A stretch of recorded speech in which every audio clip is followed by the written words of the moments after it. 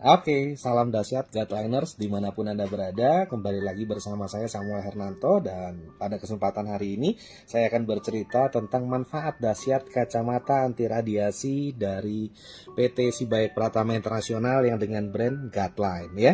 Dimana kacamata anti radiasi ini sudah bisa memulihkan mata saya yang tadinya -2, bahkan saya juga mengalami silinder yang cukup parah Bapak Ibu. Kita sama-sama tahu bahwa silinder itu musuh utamanya adalah matahari. Jadi saya tidak bisa keluar rumah tanpa menggunakan kacamata. Saya selalu menggunakan kacamata, di mana kacamata saya yang sebelumnya pada saat terkena matahari lensanya berubah menjadi abu-abu, agak kecoklat-coklatan agar memproteksi mata saya dari silaunya matahari. Nah, pada waktu itu PT Sibaik Pratama Internasional atau Guideline ini meluncurkan sebuah produk kacamata anti radiasi ya yang namanya Guideline ini. Nah, pada waktu itu saya menggunakan total kacamata ini dan saya melepas kacamata yang biasa saya gunakan. Pada waktu itu saya lepas kacamata, sempat agak sedikit kabur ya Bapak Ibu ya, karena saya -2 dan saya juga ada silinder. Tetapi saya gunakan kacamata anti radiasi dari Guideline ini. Padahal fungsi dari kacamata ini adalah memproteksi mata kita dari bahaya radiasi sinar biru yang terpancar dari handphone atau dari laptop, bahkan sinar radiasi dari ultraviolet matahari ya tentunya ya. Nah, sifat dasarnya adalah memproteksi mata kita dari radiasi. Tetapi tanpa saya sadari Bapak Ibu, setelah saya menggunakan kacamata ini 2 bulan, saya merasa mata saya jauh lebih baik Bapak Ibu. Karena pada waktu itu 2 bulan saya menggunakan kacamata ini bertepatan dengan PPKM yang berkepanjangan. Jadi betul-betul 2 bulan saya tidak keluar rumah, tidak terkena matahari secara langsung. Tidur, bangun tidur, langsung kerja. Kerjanya juga di rumah, sampai malam tidur lagi, pagi langsung kerja lagi. Jadi saya tidak keluar rumah sama sekali selama beberapa bulan. Nah, lebih tepatnya setelah saya menggunakan kacamata ini kurang lebih 2 bulan, pada waktu itu ada acara di Jogja dan saya harus berangkat ke Jogja, saya harus bawa mobil sendiri. Nah, di laci mobil saya selalu saya sediakan kacamata Ray-Ban Bapak Ibu ya. Jadi pada saat saya mengendarai mobil, saya lepas kacamata minus saya ganti dengan kacamata Ray-Ban untuk melindungi mata agar tidak silau.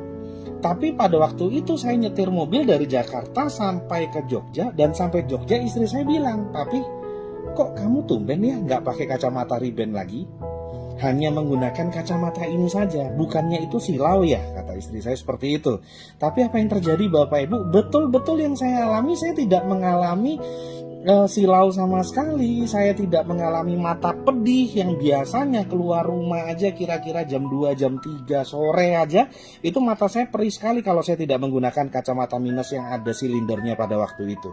Nah, tetapi pada saat setelah saya 2 bulan pemakaian kacamata ini, saya nyetir dari Jakarta sampai ke Jogja, itu saya berangkat pagi loh Bapak Ibu. Dan selama perjalanan saya tidak menggunakan Ray-Ban saya.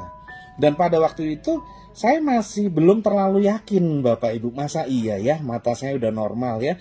Dan seminggu kemudian saya melanjutkan perjalanan saya dari Jogja ke Bali. Dan setibanya di Bali, istri saya ingatkan lagi, "Pih, kamu kok tumben ya nggak pakai kacamata Ray-Ban lagi?" Oh ya, saya kaget Bapak Ibu, masa iya ya mata saya jadi normal ya. Tiba-tiba ada anak kecil main layangan di Bali. Saya bilang, "Beli, boleh nggak saya pinjam layangannya?" "Oh boleh, main aja." Saya main layangan, saya lepas kacamata Guideline ini Bapak Ibu. Saya lihat ke atas, mata kanan, mata kiri, kiri kanan saya tes semua. Saya merasa, kok sekarang bisa saya lihat ke matahari.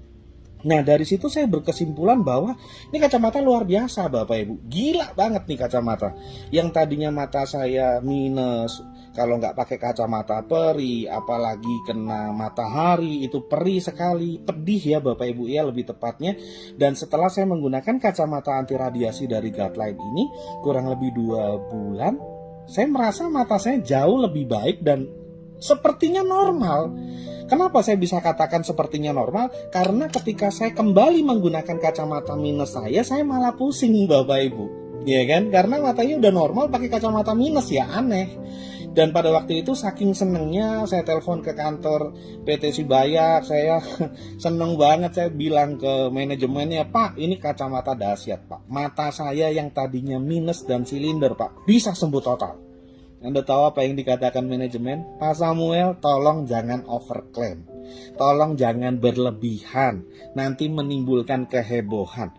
Tapi saya bilang, saya tidak berlebihan. Apa yang saya ceritakan ini adalah pengalaman saya loh. Mata saya yang tadinya minus dan silinder, sekarang sudah rasanya sembuh total. Dan ternyata beberapa tim saya pun juga ada yang mengatakan, iya Pi, mataku jauh lebih enak. Saya tanya berapa lama menjadi seperti ini. Kira-kira 1 minggu, ada yang bilang lagi 1 bulan, ada yang bilang lagi 10 hari. Dan mereka tanya ke saya, Papi berapa lama prosesnya sampai matanya bisa lebih baik? Saya bilang saya nggak pernah ngukur, nggak pernah ngitung. Pokoknya saya tahunya saya pakai 2 bulan selama masa PPKM. Karena kita setiap hari kerjanya dari handphone, dari laptop. Dan selama itu saya gunakan kacamata anti radiasi terus, dan saya merasa mata saya normal. Tetapi orang kantor mengatakan ini kacamata hanya sifatnya memproteksi mata dari bahaya radiasi, bukan untuk menyembuhkan mata minus dan plus. Nah, tapi saya bingung kenapa mata saya jadi normal, dan beberapa orang mengalami hal yang sama. Dan kemudian barulah dianalisa benar atau tidaknya, bagaimana mekanismenya. Nah, sekarang saya ada alat uji Bapak Ibu. Ini adalah kertas putih. Kertas putih ini diibaratkan seperti mata kita, dan sinar biru ini bukan lampu LED biasa ya Bapak Ibu ya. Ini adalah sinar radiasi yang mewakili sinar radiasi yang terpapar dari handphone. Ya, Anda perhatikan, apabila mata kita terkena radiasi, maka akan menjadi seperti ini. Ini karena kertas uji coba, maka kertas uji coba ini berubah warna menjadi keungu-unguan ya, istilahnya gosong lah kena radiasi dari handphone. Nah, kurang lebihnya seperti itu mata. Kertas ini gosong karena terkena paparan radiasi dari handphone. Apa yang terjadi kalau ternyata mata kita yang seperti ini Bapak Ibu? Nah, sejak saya menggunakan kacamata anti radiasi, sinar biru ini itu sudah nggak masuk lagi ke mata, sudah terproteksi. Nah, sebagai pembuktiannya, ini saya ambil salah satu kacamata karena ada beberapa warna ya. Saya ambil yang model terbarunya. Ini model terbarunya Bapak Ibu, warnanya seperti ini. Anda lihat, ini saya tempel kertas seperti ini. Anda perhatikan baik-baik. Sebelah sini kan kaca, saya paparkan sinar radiasinya, dan sebelahnya tidak. Anda perhatikan baik-baik. Apa yang terjadi? Sebelahnya gelap, sebelahnya gosong, sebelahnya putih. Yang putih karena terproteksi oleh lensa dari kacamata anti radiasi ini Bapak Ibu. Nah, sejak menggunakan kacamata ini, sinar biru atau sinar yang berbahaya dari laptop atau handphone itu mantul Bapak Ibu di kaca ini, tidak langsung tembus ke mata. Anda perhatikan, mantul. Sedangkan kalau saya menggunakan kacamata biasa, maka ini sinar ini langsung tembus ke belakang dan tidak ada pantulannya Bapak Ibu. Kebetulan saya sudah tidak menggunakan kacamata minus lagi, jadi saya tidak bisa menunjukkan kepada Bapak Ibu, tetapi minimal ini bisa mewakili. Kalau kacamata biasa, sinar ini akan tembus, tetapi karena ini kacamata anti radiasi yang memproteksi sinar yang berbahaya dari handphone atau laptop, maka sinar ini terproteksi dan seperti yang Bapak Ibu lihat, ini mantul di lensanya dan tidak tembus ke mata. Nah, dengan mekanisme yang seperti ini, sejak saya menggunakan kacamata anti radiasi dari Guideline ini kebetulan kita ada warna biru ya, ada warna merah juga, tuh Bapak Ibu, dan ada warna hitam. Ada warna hitam, ada 3 warna, dan ini adalah model terbarunya ya. Saya pakai yang model terbaru aja biar keren. Nah, jadi sejak kita menggunakan kacamata anti radiasi ini, sinar biru ini nggak masuk ke mata Bapak Ibu, dia terproteksi. Nah, di mata kita ini ada syarafnya Bapak Ibu. Nah, syaraf inilah yang akhirnya bisa mengalami regenerasi sel, bisa terjadi yang namanya regenerasi sel pada saat mata kita tidak terkena radiasi secara terus-menerus. Bapak Ibu dan teman-teman, kita sama-sama tahu bahwa ini adalah tisu. Tisu ini kan lentur ya, lunak. Nah, apa yang terjadi kalau tisu ini saya celupkan di air dan kemudian dijemur? Maka tisunya akan menjadi tisu yang kaku, yang keras. Kenapa bisa keras? Karena terkena sinar matahari.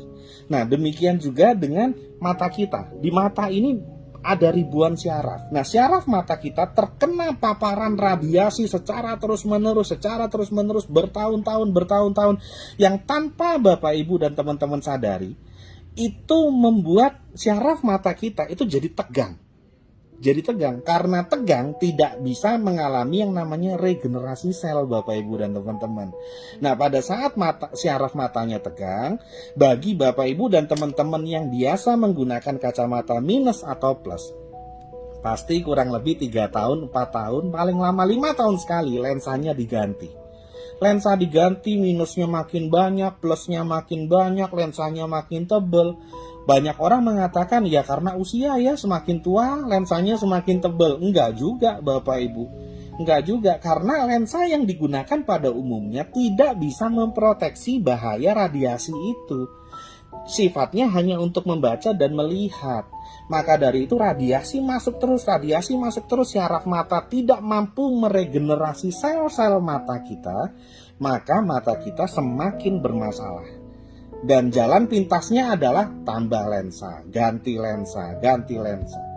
Tetapi saya percaya ketika kita sudah menggunakan kacamata anti radiasi ini, Bapak Ibu, ya, syaraf mata yang tadinya tegang karena terbakar oleh radiasi itu berangsur-angsur menjadi lentur dan fleksibel. Nah, karena lentur dan fleksibel ini atau sifatnya basah, pada saat tidur maka secara otomatis bisa mengalami yang namanya regenerasi sel.